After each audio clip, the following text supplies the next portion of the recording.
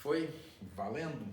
Gente, bom dia para vocês, boa tarde, boa noite, né? Olá para todo mundo, tudo beleza? Gente, essa aula é a aula da 16ª semana de Física D, né? E é uma novidade boa, já vim anunciando isso há algum tempo, né? Que agora eu terminei calor, a última matéria de calor é entropia. Fizemos exercício de entropia de máquinas térmicas, máquinas frigoríficas, foi o que eu fiz nas aulas gravadas aí nas 2 últimas semanas, né? Fizemos exercício e agora eu começo uma matéria completamente diferente. É um pedaço da mecânica, eu vou começar com vocês gravitação, que eu particularmente gosto muito, né? Tem pedaços aí bem interessantes aí. Então, já está aqui, né? A figura já sugere. A gente vai começar a falar de gravitação. Gente, a gravitação ela é dividida na gravitação de Kepler, gravitação de Newton e gravitação de Einstein, né? São teorias diferentes. Só um detalhe já para você ficar prestar atenção. A gravitação de Kepler e a de Newton já foram e é cobrado no Enem. Só que a gravitação segundo Einstein, né? Nosso amiguinho aqui. A gravitação segundo Einstein é fascinante, é muito legal, eu sou fã, é o que há de mais moderno no conhecimento humano, mas não é cobrado nos vestibulares. No Enem, muito menos. Então, quem estuda por fora, cuidado. A gravitação segundo Newton e segundo Kepler cai nos vestibulares. A gravitação segundo Einstein não cai nos vestibulares, aliás, nem no ITA/IME, para vocês terem uma ideia, tá ok? Então, vamos lá. Gente, antes de falar da gravitação segundo Kepler e depois da gravitação segundo Newton, eu vou bater um papo com vocês sobre gravitação em geral, vocês terem uma noção sobre gravitação. E pode parecer um pouquinho, apesar de ser uma aula bem curiosa, eu acho bem legal, bem curioso, o aluno pode se perguntar, né? A fase da vida de vocês, eu entendo isso, o aluno está muito preocupado com Enem, vestibular. Aí o aluno se pergunta, legal, essa aula do Fred está curiosa, eu estou aprendendo coisas do sistema solar, do universo em geral, mas isso cai no vestibular? Gente, sim. E vou dar um exemplo, uma questão dificílima do Enem, que perguntava sobre a trajetória em laço que a gente vê do planeta Marte. Eu vou fazer essa questão com vocês. O aluno poderia respondê-la por exclusão, sabendo que é absurdo de afirmações do sistema solar. Então eu vou falar várias coisas aqui do sistema solar.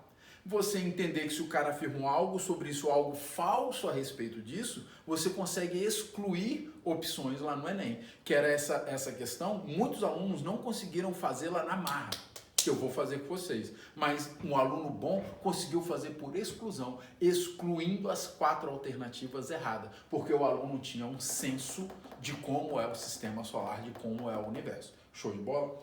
Gente, primeira coisa que eu vou comentar com vocês aí é que o nosso sistema solar ele é composto de 8 planetas, tá? E tem até aqui na minha figurinha, ó, dá uma aproximada boa, meu amor. Tem até um 9º planeta aqui que é Plutão, tá? Você vê que Plutão está aqui bem pequenininho, seria o 9º planeta, ele foi excluído, e o aluno já pode perguntar, Fred, por que Plutão foi excluído como planeta? Por causa do tamanho. Olha, principalmente, são 2 fatores. Tamanho, tá? Ele é muito pequeno para ser considerado um planeta. Para vocês terem ideia, a Terra já é um planeta pequeno, compara, daqui a pouquinho eu vou falar melhor desses tamanhos, mas compara a Terra com alguns outros planetas, né? A Terra já é um planeta pequeno.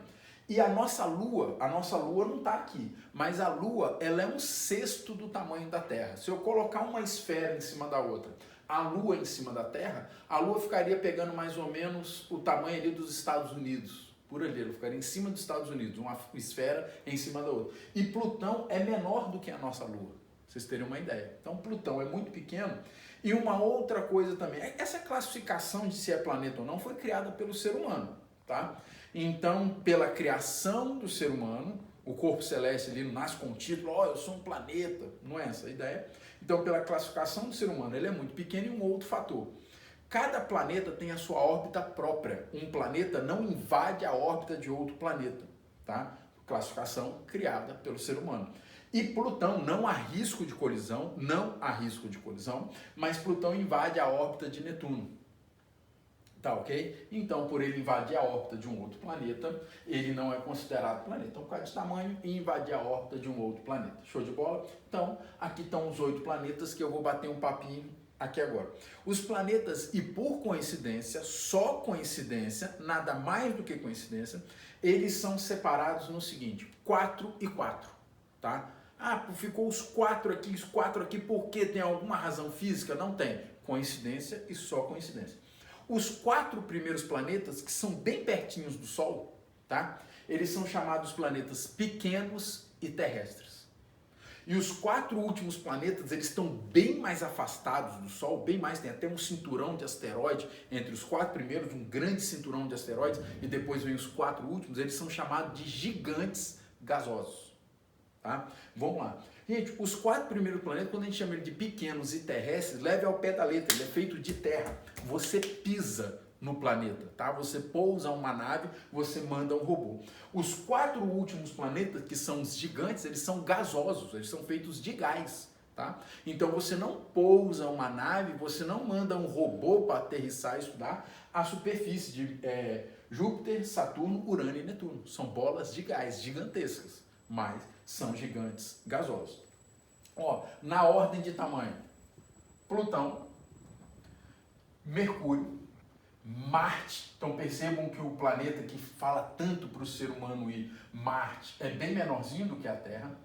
Vênus, que eu não sei se dá para ver aqui, Vênus é quase do tamanho da Terra, mas a Terra é um pouquinho maior, eu acho que aqui está até, não sei se percebe isso, né, que a Terra é um pouquinho maior.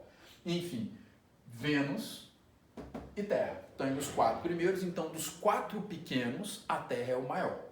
Agora vem os gigantes gasosos, tá? Júpiter é o grandão da galera, é o pai de todos. Júpiter, Saturno, Urano e Netuno, tá? Os gigantes gasosos. Uma coisa, nessa foto aqui, Saturno está sem anel. Só que tem um detalhe. Todos os gigantes gasosos têm anel, tá? Eles têm anel. Com um detalhe, o anel mais evidente que são ali é poeira, pedra, rocha, meteorito, muito água no estado sólido, ou seja, gelo, não sei o quê. Aquilo tudo, todos esses têm, tá? Os 4 gigantes gasosos têm anéis. O anel mais evidente, o mais bonito, realmente é o de Saturno, tá? Mas os outros gigantes gasosos têm anéis. Então tá aí a foto deles. De repente, durante a aula, se tiver alguma curiosidade dos planetas aqui, eu vou falando, né? Eu não me aguento, eu acabo citando, mas está aí a foto deles. E vou compará-los com o Sol. Vou fazer uma pergunta daqui, deixa eu pegar o controle aqui. Vou fazer uma pergunta daqui, vocês me respondem daí. O Sol é maior ou menor do que eles? E aí, Leonge, responde você aí. O Sol é de que tamanho aqui? Hein? Hã? Aqui, ó, hein? Aqui. Gente, o Sol não é maior do que a Terra. O Sol é muito maior do que a Terra, tá? Dentro do Sol cabem 1.200.000 planetas igual à Terra. Júpiter, que era lá o pai de todos, ó, deixa eu ir voltando aqui, Júpiter, que era o grandão, ele é, cadê? Ele é pequenininho se comparado ao Sol, tá? Se você somar a massa de todos os planetas, não dá 1% da massa do Sol. Lembrando que o Sol é uma bola de gás, na verdade plasma, né? Que é um gás extremamente quente, que fica um condutor de eletricidade. Não vou entrar em detalhes do que é o 4º estado da matéria, o plasma aqui não. Mas enfim, vejam o tamanho do Sol. E agora vem a surpresa, o que eu acho impressionante. O Sol, na classificação, ele é uma estrela pequena, chegando em média, ele está ali no meio. Eles classificam as estrelas em pequena, média, grande e as gigantes, né, as gigantes vermelhas, enfim. E o Sol, ele está ali, de pequeno querendo caminhar para a média. Então, a grande maioria das estrelas que vocês veem à noite, elas são bem maiores do que a nossa estrela, do que o Sol. Então, compara aqui, ó, vocês vão ver que incrível. Aqui. Nessa aqui, ó, na estrela Antares, eu tenho aqui a Rigel e por aí Arcturus, também uma estrela bem grande. Olha Antares, que incrível. Cadê o Sol aqui? Me mostra o Sol, filma o Sol aí. Não dá. O Sol é um pixel de imagem. Um quadradinho de imagem. O Sol não teve como desenhá-lo aqui. O Sol, que é esse bichão aqui, ó, se comparado a gente, quando eu comparo ele com outras estrelas, foi impossível desenhá-lo.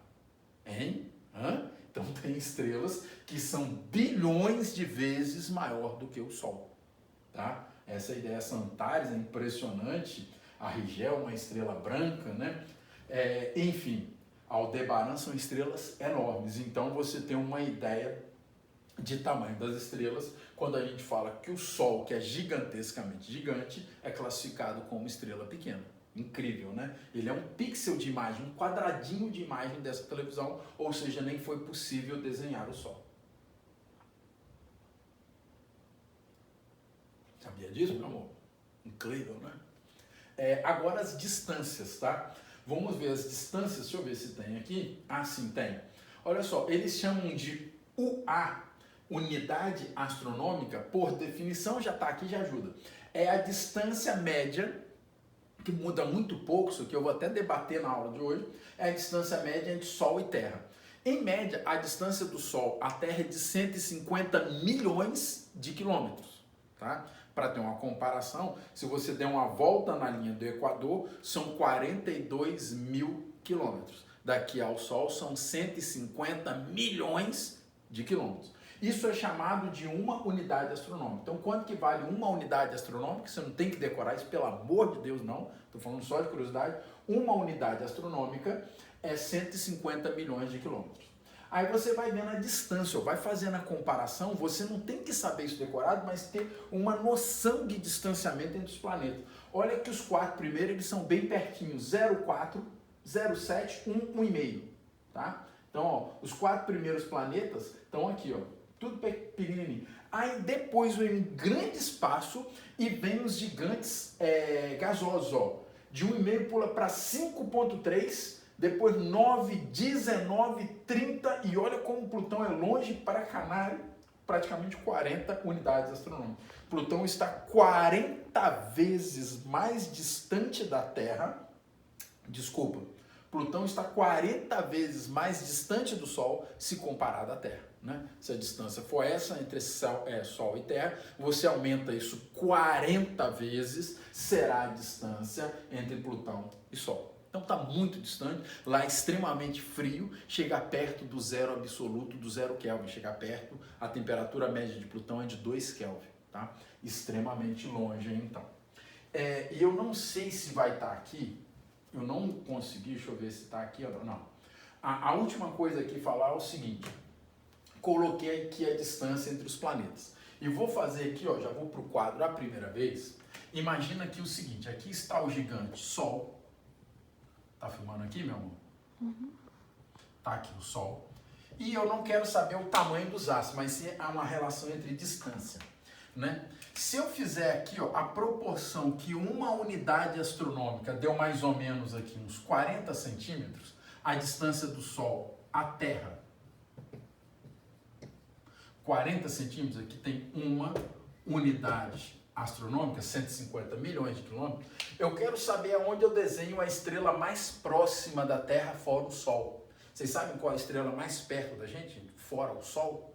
É a estrela Alfa de Centauro ou próxima de Centauro, né? Da constelação Centauro aí.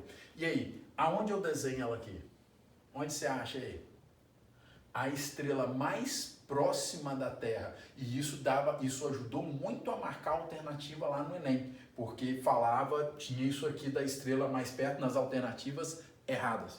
Se eu desenhei o Sol e a Terra numa distância de 40 centímetros, a estrela mais próxima da Terra, eu deveria desenhá-la no Uruguai. Lá no Uruguai, a estrela mais próxima. Tá ok? Ela é extremamente, o aluno entender como as coisas no universo são longe. Eu acabei de falar, é a estrela mais próxima. Enquanto a luz do Sol demora 8 minutos para chegar na Terra, a gente fala que o Sol está a 8 minutos luz da Terra, a luz sai e demora 8 minutos para chegar aqui, a da estrela mais próxima demora 4 anos e meio para chegar aqui. Se a luz está saindo agora, se lá agora houver uma explosão, a luz dessa explosão só chega aqui na Terra daqui a 4 anos e meio. Lembrando que a luz é a coisa mais rápida que existe, né? Então, você vê como as coisas são distantes no universo. Gente, então eu passei essa ideia, essa noção mínima, né, de sistema solar, tamanho dos planetas, organização, aproximação ou afastamento em relação ao Sol. E agora eu vou começar para valer a gravitação segundo Kepler, tá? E vai parecer uma aula de história, né? Aliás, a aula de hoje vai ser muito comentada. Eu vou bater um grande papo com você. Não sei nem se eu vou chegar a colocar a equação aqui. A gente vai só conversar sobre física, o que eu adoro. Gente, situar vocês um pouquinho o que estava acontecendo lá por volta de 1500, talvez um pouco antes. Perdurou durante séculos e séculos, centenas e centenas de anos. Falava-se que o modelo correto do sistema planetário era um modelo geocêntrico. Deixa eu ver se eu tenho uma foto do bicho aqui. Eu acho que eu peguei, mas coloquei na ordem. Uai, eu não peguei o modelo geocêntrico aqui, não? Uai.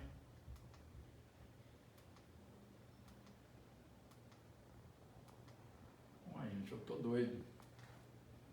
Enfim, não peguei, mas beleza. Né? Falava-se do modelo geocêntrico, né? A Terra no centro de tudo. E a Igreja Católica, que era muito forte nessa época, era o principal apoiador. Nada mais correto na visão da Igreja Católica que se nós somos a principal criação de Deus e somos a imagem e semelhança de Deus, nós devemos ocupar o centro da criação, o centro do universo. Então tinha-se a crença no modelo geocêntrico, a Terra como centro do universo. Alguns físicos começaram a suspeitar que isso não condizia com o que era observado, né? Já se conhecia nessa época, obviamente, a Lua, Marte, Mercúrio, Júpiter, eles já viam o movimento desses planetas e do próprio Sol, é claro. O primeiro físico que de maneira mais forte combateu o modelo geocêntrico foi Copérnico. Então Copérnico falou que aquilo não era coerente com o que era observado e quando Copérnico lançou isso, o Galileu leu a respeito e ficou muito interessado, tá? E o que o Galileu fez? O Galileu ele não inventou, mas ele aperfeiçoou a luneta de Galileu era incrível. Pra você ter uma ideia, o Galileu ele conseguia ver Júpiter, isso de várias luas, algumas luas de Júpiter, de Saturno, ele via as luas de Saturno e via o movimento delas. Gente, 1600 e pouquinho, de 1500 para 1600, o cara já conseguia ver luas de Saturno, né, que tem aproximadamente quase 70 luas, né?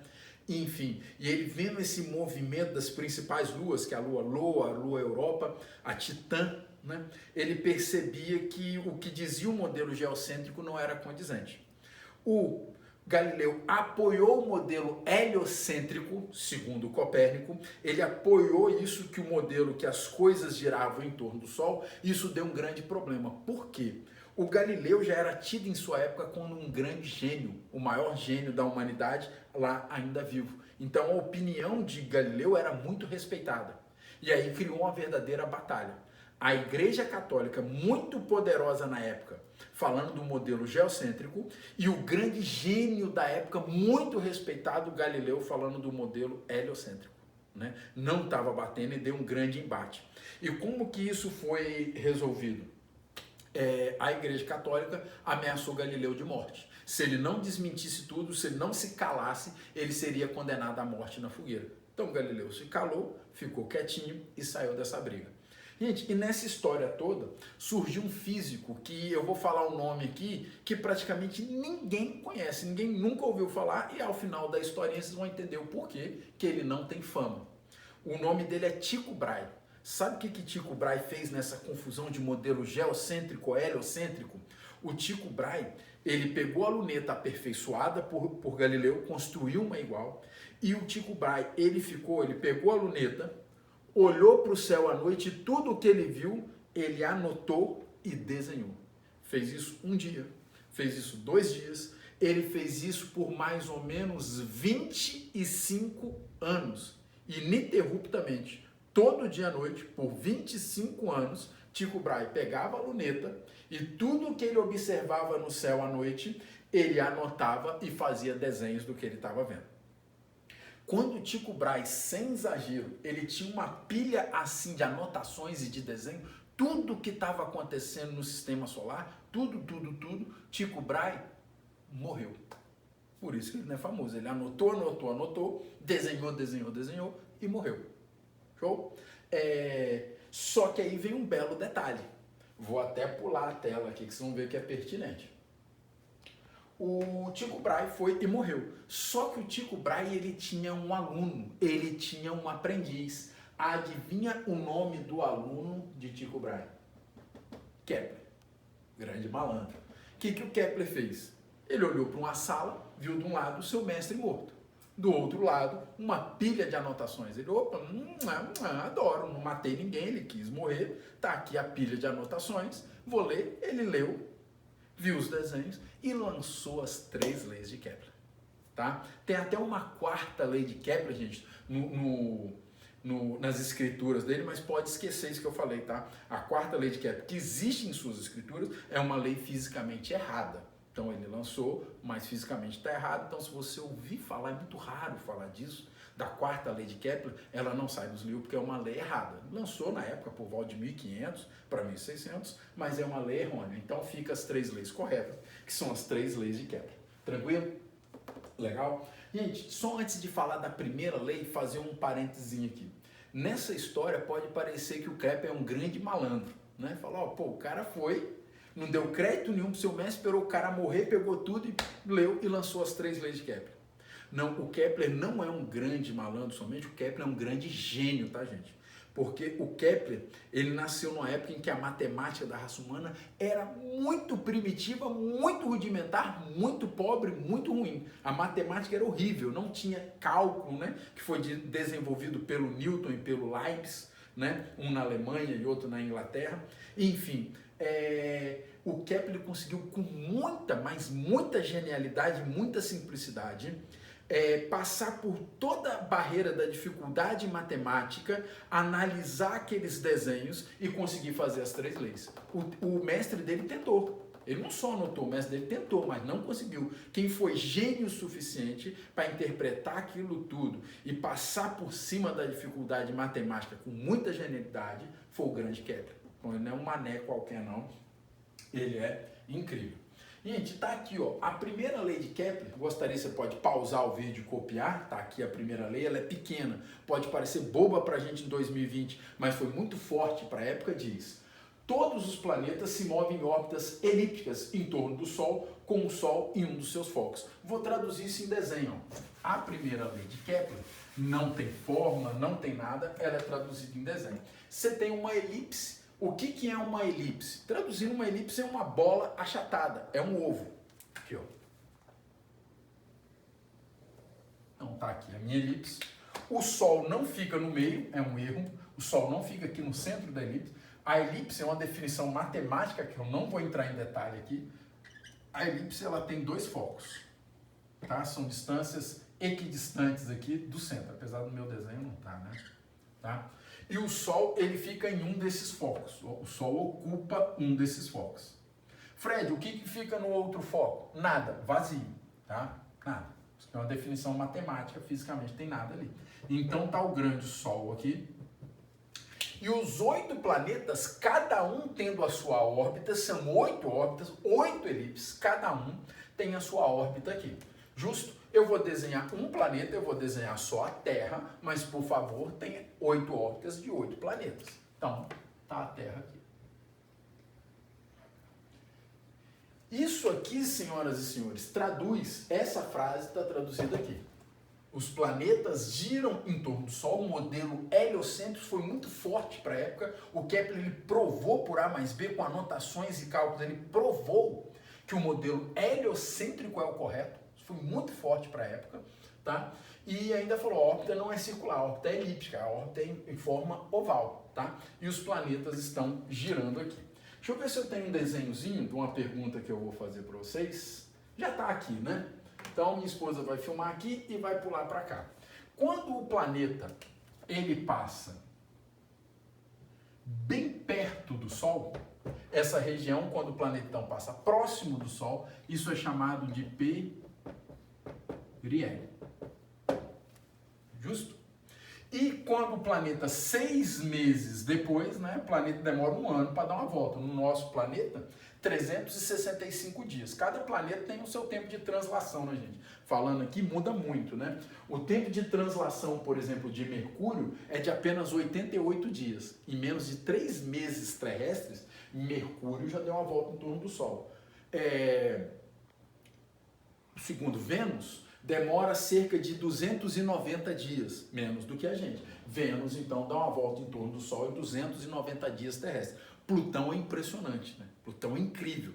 Plutão demora 273 anos terrestres para dar uma volta em torno do Sol. Tá? Então, cada planeta tem o seu tempo de volta em torno do Sol. Mas, enfim, falando da Terra, se a gente está aqui, 6 meses depois a gente vai estar aqui. Essa região longe do Sol é chamado afélio. E vamos lá, vocês vão falar daí, eu inverti o meu desenho, está invertido em relação aqui, mas sem problema, né? Vocês vão falar daí e eu vou escutar daqui. Falem aí para mim, por favor. O que ocorre em termos de clima no planeta Terra, né? Quando o planeta está aqui? Fala para mim. O que ocorre aqui quando a gente está pertinho do Sol? Hein? Verão, sim ou não? Show? E quando a gente está bem longe do Sol, o que ocorre quando a gente está bem longe do Sol? Fala aí para mim. Inverno. Sim ou não? Show? Gente, claro que não. Claro que não. Acabou de falar um monte de merda, isso tudo tá errado. Esse desenho, infelizmente, vem em vários livros de geografia, peguei na internet com facilidade esse desenho está esdrúxulamente, totalmente, insanamente errado. Isso aqui não tem nada a ver, isso não é, e isso aqui não é o modelo de órbita real da Terra. Pessoal, se não é o real, por que você fez? Para justamente chamar a atenção. Tudo quanto é livro, tudo quanto é site de internet está com desenho errado. Se eu pegar aqui, olha só, acho que eu peguei o desenho. Sim, meu amor, dá para focar bem, principalmente para ler esses dois números?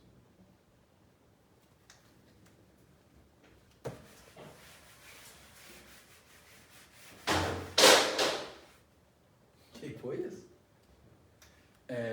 Olha só, o periélio tem 147 milhões de quilômetros. E quando a gente está no afélio, são 152 milhões de quilômetros. Se você fizer uma regra de 3 aqui, você vai ver que a diferença de tamanho entre periélio e afélio é de mais ou menos 2%. Talvez menos um pouquinho do que isso. Tá? Então, não há grande diferença entre periélio e afélio. É de apenas 2% ou menos. Tá? Aquele desenho exagerado aqui, ó, isso aqui está tudo errado. Não é assim na vida real. A natureza, o sistema solar não é assim. É uma diferença que o olho humano nem percebe, inferior a 2%. Então, se eu fizer a órbita real da Terra, aliás, eu estou falando para a Terra, mas isso é para os outros planetas também. O único planeta que tem uma órbita um pouco mais achatada é Plutão, mas Plutão nem mais planeta é. Então, todos os planetas têm uma órbita bem esférica, tá? Quase esférica. E isso também foi cobrado no Enem, saber esse conceito. Então, seria algo mais ou menos assim, ó. Desenha a órbita real da Terra, professor. Tá aqui. Aqui, ó.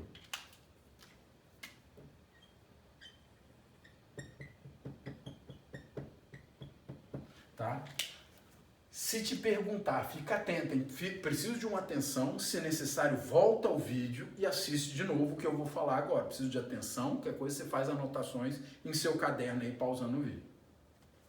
A órbita da Terra é um círculo ou é uma elipse? Elipse. Só que agora vem a diferença.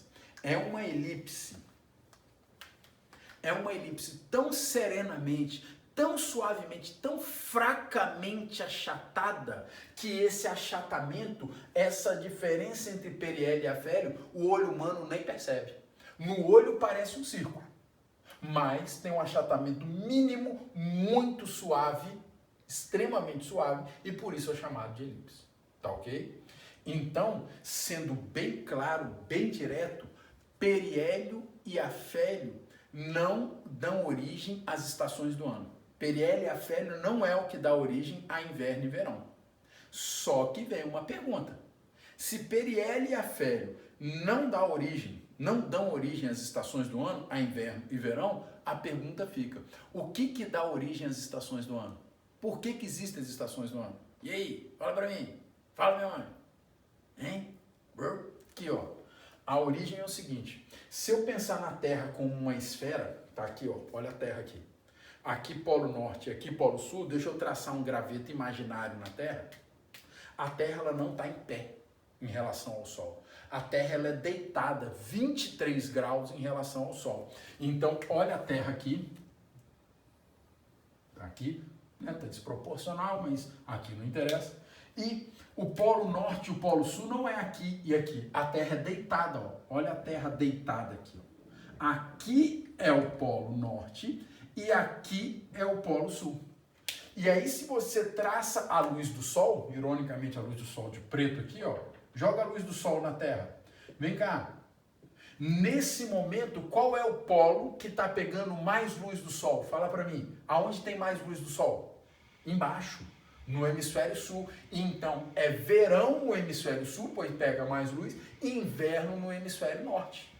Legal? Condizente. É inverno ou verão em cada polo, por causa da inclinação da Terra. Vem cá, 6 meses depois, que é o que está acontecendo agora. O que eu vou desenhar é o que está acontecendo agora. Ó. O que está acontecendo agora? A Terra, o Polo Norte e o Polo Sul não está aqui, e sim está aqui. Ó. Olha a Terra inclinada do mesmo jeito. Aqui, ó. Polo Norte, Polo Sul. O que está acontecendo agora? Hoje é dia 2, dia 3 de julho? Vem que dia? 2 de julho, o que está acontecendo? Ó, a luz do Sol está pegando fortemente no hemisfério norte. Então é verão para eles. E, consequentemente, o nosso inverno. Legal? Tranquilo? Então, da onde está a origem das estações do ano? Por causa da inclinação da Terra em relação ao Sol. De pura curiosidade, você não tem que saber esse número, a Terra é inclinada num ângulo, né? Esse ângulo aqui, ó, daria um ângulo de 23 graus e alguns minutos, né, que não vale a pena citar. Então, a inclinação da Terra de mais ou menos 23 graus, que dá origem às estações do ano. Então, nunca mais coloque culpa no periélio e afélio. Essa pequena distância de apenas 2% não dá origem às estações do ano. Tranquilo? Legal? Meu amor, tem quanto tempo de aula aí? 33.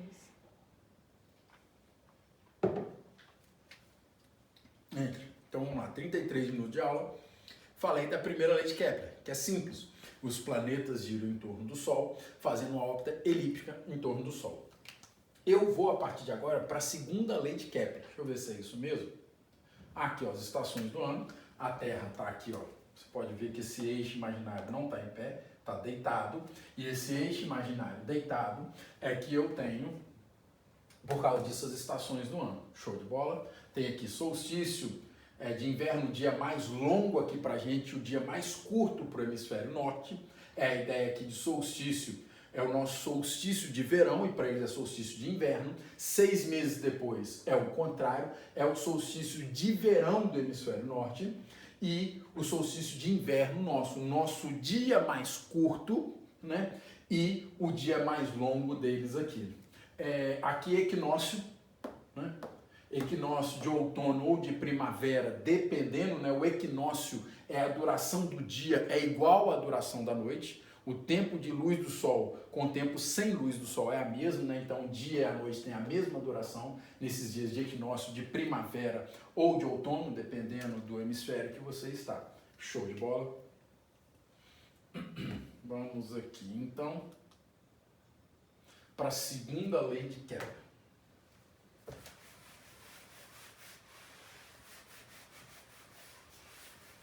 Gente, o desenho está aqui e eu vou fazer aqui. E o aluno pode se perguntar o seguinte: Fred, você acabou de falar que essa parábola extremamente apertada, acentuada, essa parábola muito oval é um desenho errado. Se é errado, por que essa merda tá aí? Gente, o seguinte, o desenho errado, ele é didaticamente melhor para explicar as coisas. Mas uma coisa que me irrita, honestamente falando, nos sites por aí, nos livros, eu posso até e eu vou usar o desenho errado. Mas é uma obrigação falar para o aluno que o desenho está errado. Os livros usam o desenho errado porque didaticamente é melhor, beleza, mas não avisa para o aluno que o desenho é errado. Aí o aluno traz um monte de conceito errado, achando, por exemplo, que aqui é verão e aqui é inverno. Mentira. Mentira, debatemos isso aqui. Então, eu vou usar o desenho errado, mas eu sei que é errado, estou usando errado porque é didaticamente melhor. Gente, então vamos lá, olha o que o Kepler fez em sua segunda lei. Aqui está a órbita, sei que exagerada, e aqui está o Sol. Vou desenhar o Sol do mesmo lado lá para ficar igual. Aí Kepler fez o seguinte, ele pegou um planeta, isso vale para todas as leis de Kepler, valem para todos os planetas, tá? Até Plutão também, se você quiser, obedece às leis de Kepler, é claro. Kepler fixou um tempo, então ele fixou um tempo, falar que T1 é igual a T2, que é igual a T3. E ele observou o quanto que o planeta andava, eu acho que ele usou um mês e meio, o tempo que ele fixou, o importante é o tempo ser igual. Ele viu que o planeta estava aqui, aí foi nos desenhos de seu mestre, nas anotações de seu mestre, deixou o planeta andar.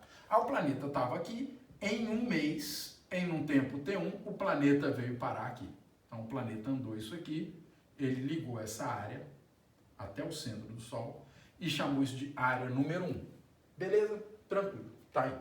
Depois ele deixou o planeta andar ao esmo, não vigiou, o planeta andou, ele falou, tá, quando o planeta estava por aqui, ele falou, vou fazer isso de novo. O planeta estava aqui e, muito importante, no mesmo tempo, o planeta estava aqui e parou aqui.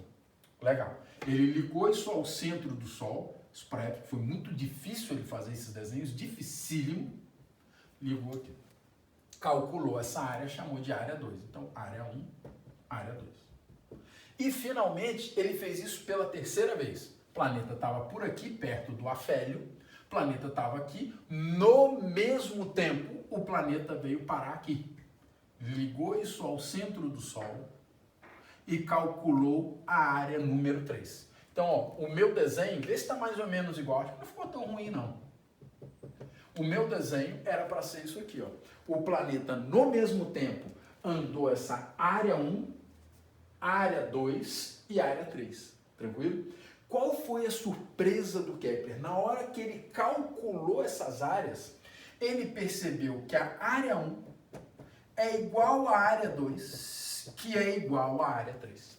E isso é a essa é a segunda e a princípio estranha segunda lei de Kepler. Eu vou falar e depois vou projetar aqui para vocês poderem copiar. O que diz a segunda lei de Kepler? Um planeta, ele varre áreas iguais em tempos iguais. O que é varrer área? Dá uma olhadinha aqui para mim. Ó. Aqui, ó, olha a minha mão. Quando ele vai aqui de U para T, a minha mão faz isso aqui, ó, e varre uma área. Então a gente chama isso aqui que é a área varrida.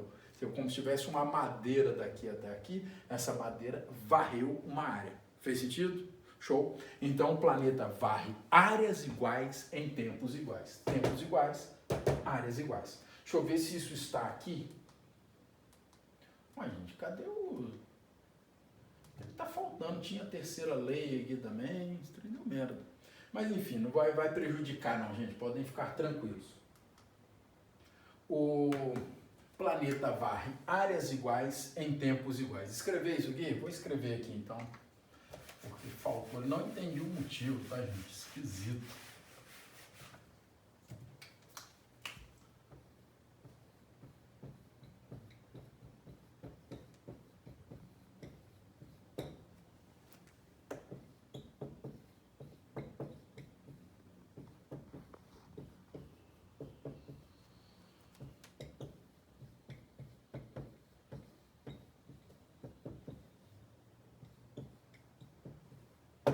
Show, tá aí a segunda lei de Kepler. Só que agora vem o grande detalhe. Professor, oi.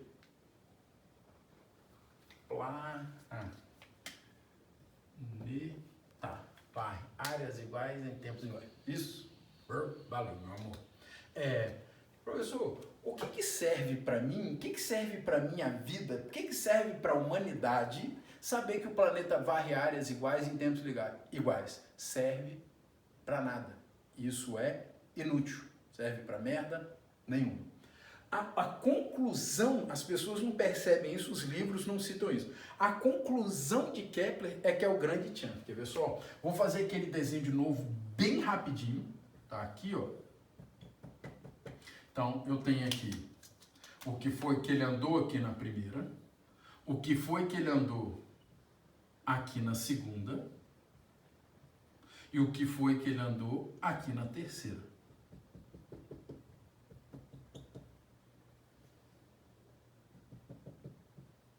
Tá aqui. Gente, agora esquece esse negócio de área, esquece esse negócio de área. O que eu vou te perguntar que eu acho que no olho você consegue me responder, no olhômetro e no bom senso. Se eu pegar a distância que o planeta andou aqui, ó, chamar de distância 1. Agora, no mesmo tempo, o planeta andou aqui uma distância 2. E agora aqui, o planeta andou uma distância 3. Vocês concordam que o planeta, a distância 1, é maior do que a distância 2, que é maior do que a distância 3? Dá para perceber isso no olho, seja aqui ou aqui? Ó, a distância 1, distância 2 e distância 3. Tá? Agora vamos lá, aula de mecânica. O que eu vou conversar aqui serve para um carro, para uma moto, para uma pessoa ou para um planeta. Se ele andou isso aqui em tempos iguais,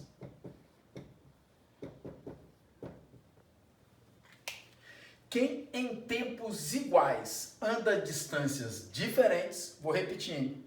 Quem em tempos iguais anda distâncias diferentes tem velocidade uniforme ou velocidade variável? Velocidade variável. Então, a grande conclusão do Kepler, o que serve para o ser humano para entender, sim, as estações do ano, entender o dia e o horário exato de solstício, de equinócio, por que muda esse dia e horário ano a ano, o aluno entender que a velocidade do planeta é variável.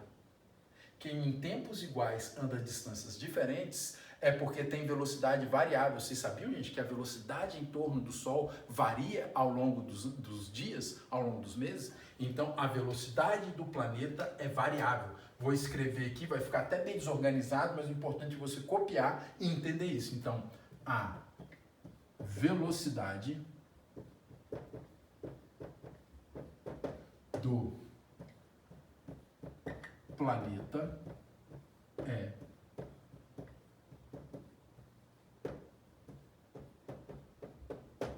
variável. Tá mais ou menos aí, né? Mas vai, né? Então, a velocidade do planeta muda, sendo que vai ficar ainda mais apertadinho aqui no quadro, mas qualquer coisa você vai pausando, vai copiando. O importante para mim, como professor, é você me entender. Eu vou até no desenho aqui e depois pulo para cá. Vocês sabem me dizer aonde a velocidade do planeta aqui é máxima, já que a velocidade do planeta muda? Aonde é máxima? Aqui que ele andou uma grande distância. Ó. Então a velocidade no periélio é máxima, é onde o planeta é mais rápido. E quando o planeta está longe, olha o pedacinho que ele andou. Então aqui a velocidade é mínima. Então no periélio eu tenho, aqui no periélio eu tenho que a velocidade do planeta é máxima. E aqui no afélio eu tenho que a velocidade do planeta é mínima. Gente, sei que ficou um pouquinho muito desorganizado em função do quadro pequeno, mas deu para me entender? Então, a grande conclusão que você tem que saber, eu acho aquela frase muito boba. Ah, em tempos iguais o planeta varre áreas iguais. Grandes merda. Eu tenho que saber o que influencia no conhecimento do ser humano é saber que o planeta tem velocidade variável e que essa velocidade é máxima no periélio e que essa velocidade é mínima no afélio. Legal? Com um comentário para finalizar aqui.